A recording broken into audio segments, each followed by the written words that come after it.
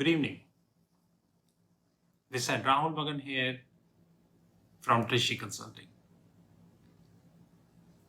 One of the important lessons in F&O is the implied volatility. 90% people do not know what the hell is implied volatility, and rest 10% people work on historical volatility. There are many people on Twitter I have seen who claiming themselves as option sellers. I never claim to be an option seller. I am a strategist. I create strategies. I never be an option seller. There are people who claim they are option sellers, but I am not. And when you're an option seller, like today, I tell you a story of someone who called me and he told me few months back he sold options in 200 rupees, only 200 rupees.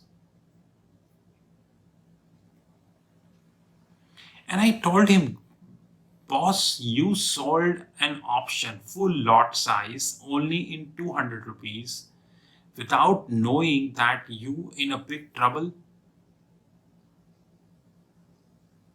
And he was silent. One of the basic principle of option selling is that implied volatility supposed to be high. I'm talking about implied volatility. I'm not talking about historical volatility because there is a hell lot of difference between implied and historical volatility. By the way, we have something known as realized volatility also. Forget people even know what the hell is realized. The perfect time to have options is when the implied volatility is high.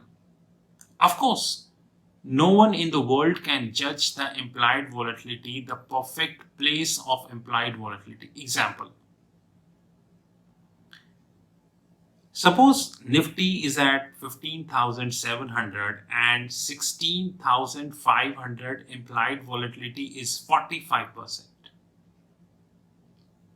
It may even go to 55%. It may even go to 60%. But historically, we have the data of the implied volatility, those who track this. And most of the people do not track this. Guys, remember, when you are an option writer, first of all, in the countries like India, you are doing short straddle or a short strangle.